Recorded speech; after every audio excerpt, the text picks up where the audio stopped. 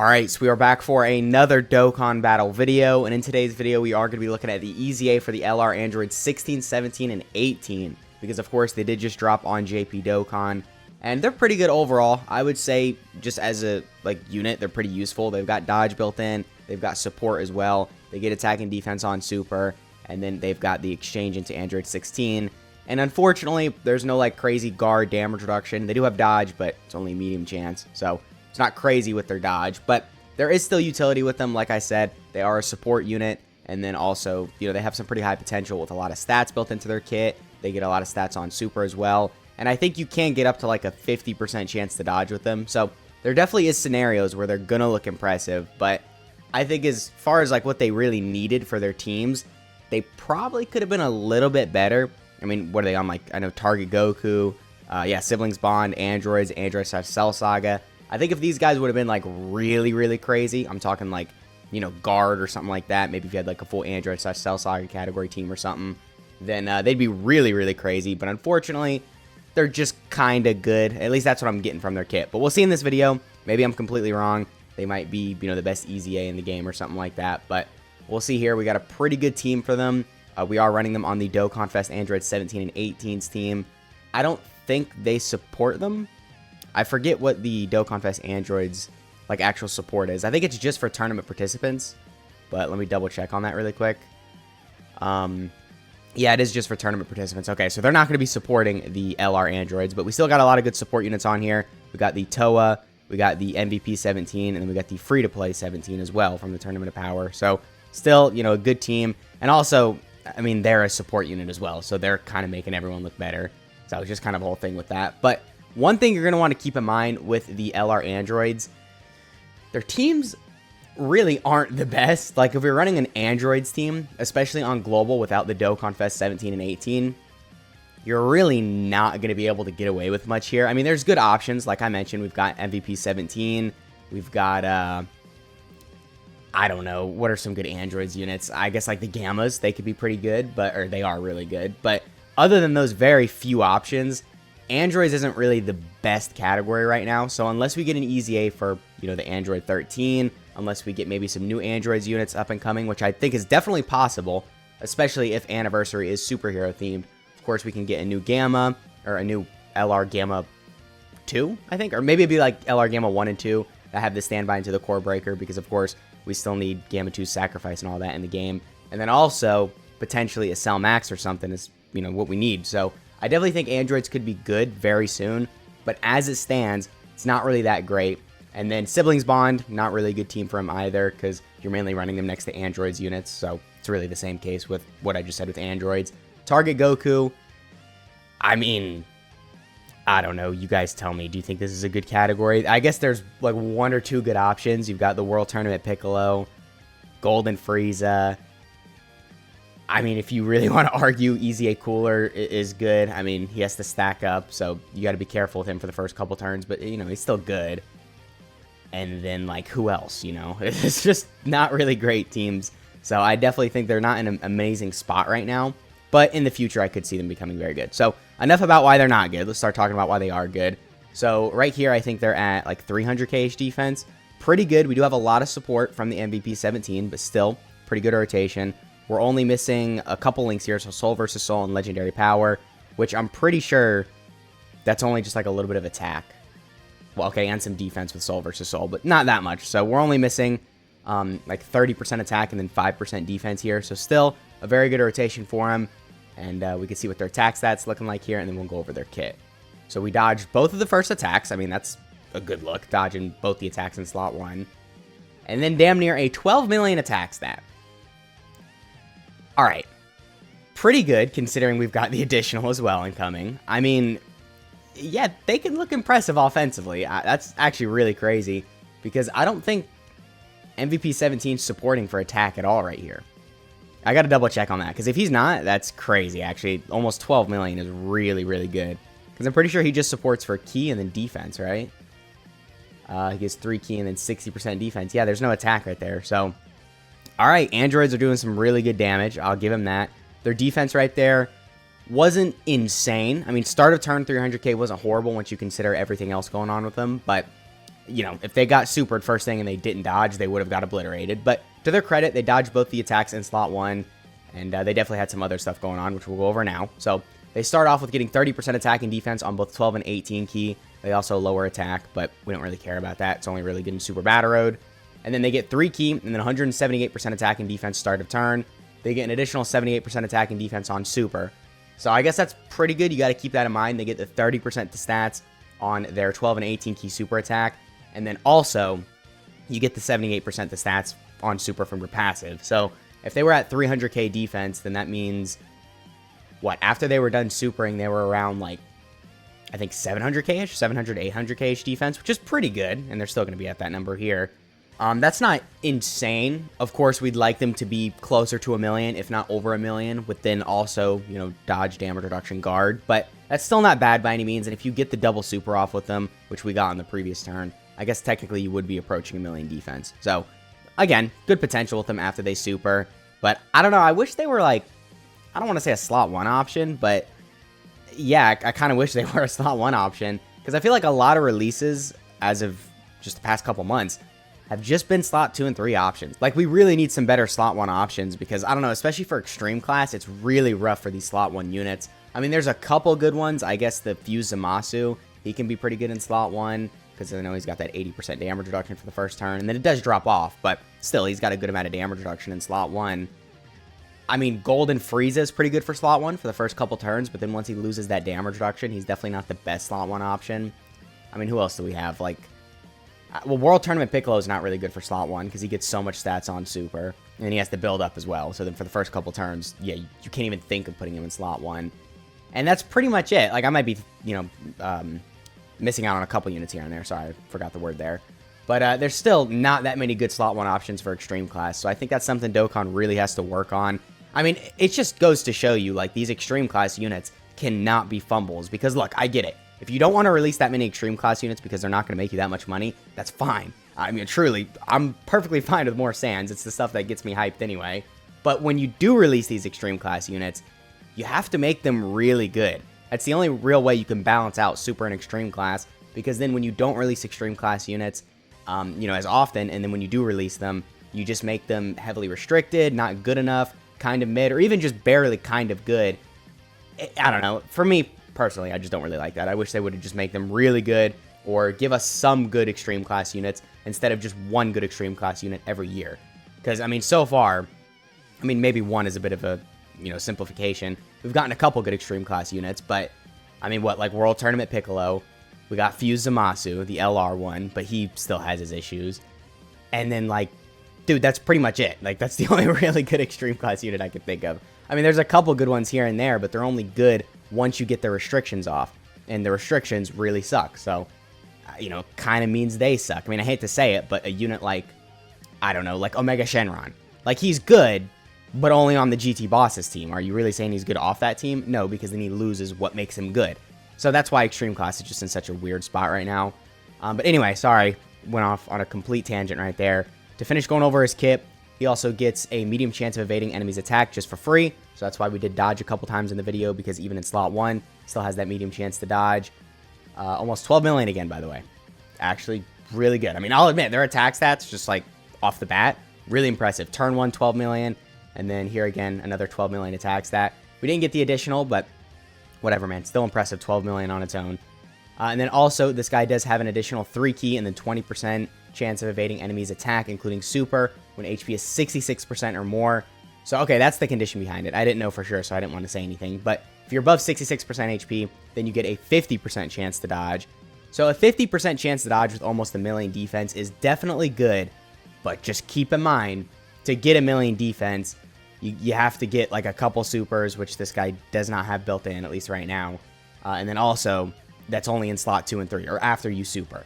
So before you super, you're only at 300k defense, which 300k defense with a 50% chance to dodge, I mean, it just sucks, right? I mean, there's no real getting around that. But then after you super, you're starting to get closer to 1 million with a 50% chance to dodge, which of course is really good. So what I'm trying to say is just be careful with how you use them. If you're going to try and throw them in slot 1 because, oh, you know, they've got a 50% chance to dodge, they should be fine.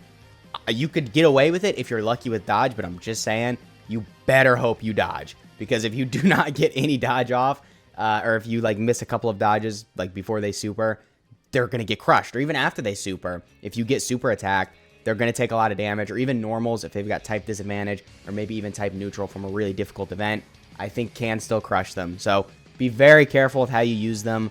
Honestly, I would recommend just throwing them as like a slot 3 option on the team. Just have them do their thing, let them support, and then just pray they dodge, let them get all their stats on supers.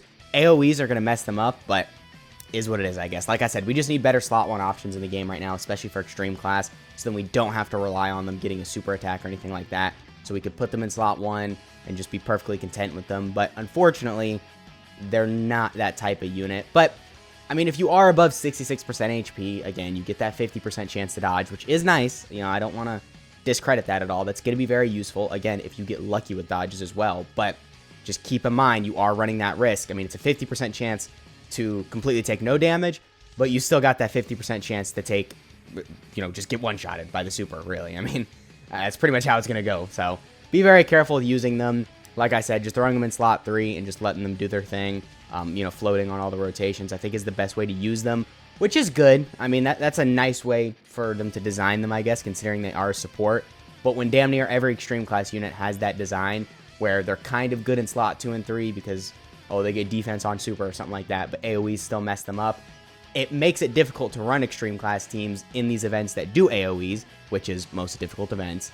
So I don't know, man. I just feel like they could have designed them a little bit differently, but I still like them. If you guys are a big fan of their EZA, I get it. Like I said, they're good in slot 2 and 3, and they are an amazing support, so I completely forgot to go over this. But they also get 35% defense when you evade an attack for that turn, and then they launch an additional that has a high chance becoming a super attack for 3 turns. So if you dodge in slot 1, you get built-in additionals.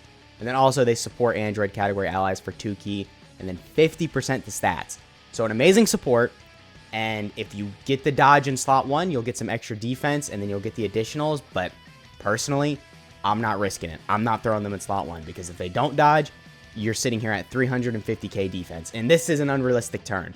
You're not running them with TOA and Android 17. So they're going to be more aligned with like 300 or maybe upwards of like 200k defense. So not really the most reliable slot 1 option. So then them having something in their kit that kind of gears them towards slot 1 isn't necessarily the best thing, but whatever. Good support, I'll say that. So what we'll do is we'll showcase this rotation right here, and then we'll go ahead and cut to the Shadow Dragon event, cut to the final phase, see how good they're looking in there. I mean, they've got type advantage. I think after they super, they could probably survive a super attack, but I'm not sure if they would take it for like double digits. But anyway, almost 14 million. Yeah, that's pretty good because we did get the dodge off, so we've got the additional that has a medium chance becoming a super, or no, it's a high chance becoming a super. And it was for 8 million too, and they're physical, so they got the base 5 additional. So even, you know, when they're 55%, you could still technically get the triple super, which we did get right here. So 14 million into 8 million into basically an 8.5 million. I mean, that's good damage. We got the triple super as well, obviously, so that's 30% defense 3 times. So then, what, we were at 350k defense, and then we got the 78% from our passive. So what, we were, I think, around 1 million defense right there, if not a little bit higher. So 1 million defense with a high chance to dodge and supporting. Of course, that's good, but just keep in mind the scenarios where they can get destroyed. So let's go ahead and cut to the Omega Shenron event. If they get a lot of dodges, man, they're going to be really good in there, but there are also AoEs in there. So, you know, kind of a double-edged sword.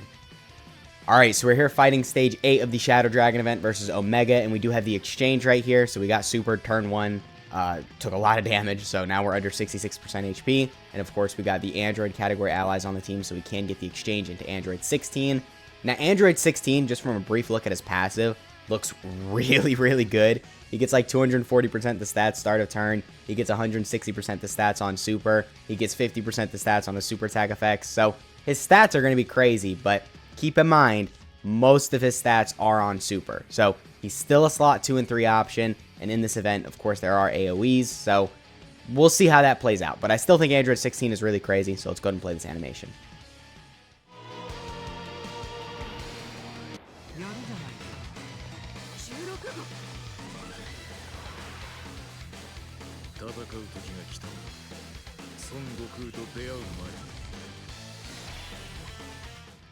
Alright, so we got that. As you can see, we're already at an 18 key super. So he starts off with 8 key. start of turn. So obviously that's very good. We're here at 266k defense. Yeah, I mean, that's alright. That's not insane if I'm being honest. He gets 160% the stats on super, so then that's going to go to like 600k-ish defense, I think, or maybe like 500k-ish, and then also we get the 50% the stats on our 18-key super, so then that's going to put us at around 800k defense, but I don't know, man. 800k defense, and now we don't have any dodge, and also on our 18-key super attack, we're sacrificing 6% HP. That's not really the greatest, if I'm being completely honest, but we'll see him hopefully cook right here. I got a feeling we're going to die, though, which if we do die, it's fine. We'll just hop back in, try and get the exchange again and see how good he's looking a little later into the fight, maybe when he has type advantage, but I want to showcase this, because if he just dies from this first attack, that's not a very good showing. Okay, well, it wasn't a super, so that worked out. Okay, but also, you know, 16.6 is pretty good. I mean, I think that goes without saying. We got a crit, and we got the additional for 10 million. So that's definitely really crazy with his damage. We'll briefly go over his passive, though, so we can just get it out of the way now. Oh, okay, triple super, though. That's a lot of damage. Just keep in mind, 3 supers, one with 16, and then the second one was 10 into another 10, and all of them crit. Yeah, that's pretty crazy. But anyway, like I mentioned, 50% attack and defense on both 12 and 18 key super. Sacrifices 6% HP on his 18 key super attack effect. He gets 8 key, 240% the stats start of turn. Gets an additional 160% the stats on super from his passive. He gets a high chance to crit just for free. Really good. Obviously makes it to where when you're doing all these additionals for, you know, 10 million plus, the damage is going to start to ramp up, especially with him getting 50% the stats on his actual super attack effect. And then also he gets attacks all become crits when HP is 66% or lower at the start of turn, or when there's an enemy whose name includes Cell. So in certain events, this guy's going to be really good because there's some Android restrictions in his kit. So if you want to bring him versus Red Zone Cell or something like that, of course he's going to look really impressive. Or in the, what is it called? Like the event where it's like certain episodes. It's like the episode event. There was one for the Namek Saga, and then there's one for the Android Saga. You get the support memories for the Android/Cell Saga, and then Planet Namek Saga. I don't know what it's called, because they never update the damn event. It's only been the Planet Namek Saga, and then the Android/Cell Saga. There's like 2 stages for each saga. But anyway, if you know what I'm talking about, in that event, he's going to be useful, because of course there's a Cell enemy, so definitely just something to keep in mind. And then also, he does launch an additional super attack when there's an Android/Cell Saga category enemy, or all allies attacking in the same turn or Android's category. So of course we do have that here. That's why on the previous turn we were able to get the triple super. But right here, I want you to completely disregard the fact that we have type disadvantage and we're absolutely going to die right here. Let's just take this from an objective point of view. Let's just say we're type neutral for the sake of the argument. We would still die here. We're only at 266k defense start of turn. That really sucks. I wish this guy had guard built in. I wish he had something like that built in, because start of turn, I don't know, man. I just don't think it's good enough, right? Maybe that's just me, but I don't know. 260k defense doesn't seem good. Of course, it does get close to 1 million after he supers, but he's in that range where he's surviving the normal, dying from the super, which, especially for these extreme class options, that's the last thing we need, because we have all these extreme class units that can tank normals, but we need some really good, like, tanks. You know, slot 1 options, like I was talking about earlier. And unfortunately, not only is this guy not a good slot 1 option, but even in slot 2 and 3, he's still going to take some damage. So what we're going to do, I guess we're going to keep him in slot 1. I mean, keep in mind, we're missing Tough as Nails. I guess Tough as Nails is a pretty important link. It does give him a little bit of defense and then also some damage reduction, but it's very low, so it's not the biggest deal. Just keep in mind, he'll take a little bit less damage with this link activated. So, you know, with this AoE, instead of doing, you know, 5 million damage, it's going to do like 4.8. So, just keep in mind, there's still a little bit of defense left off the table here. But we're going to keep him in slot 1. These first couple attacks could easily kill us, but whatever. We'll see how good he's looking. I mean, I'm honestly really disappointed. I was expecting him to look a lot better than he is looking right here. 200k from normals before we super. All right. But then, you know, 18 million, that definitely looks pretty. So his damage, absolutely insane. I don't think there's any getting around that, especially when you got the 50% chance to crit and you've got all these additionals incoming. Dude, his damage is insane. Like, really, really good. But I'm sure you've heard it a million times. We don't need good damaging units. We need good defensive units, especially for extreme class. But to his credit, I saw that. That was double digits after he supered. So I'll give him that. And then 300k type disadvantage. That's not bad. I mean, look, that really isn't bad. That was the amount of damage he was taking from the normals before he supered. So that goes to show you a lot of his stats, basically all of it, is from super. Because 300k type disadvantage, especially in this event, is really, really good. But I don't know, man. Like with those AoEs, that that would have just messed him up because he was taking 300k from normals too before he supered. So very specific use for this guy. Like I said, slot 2 and 3 is where you want to run him. But then AoEs are going to mess him up. And then if you get sealed, it's over.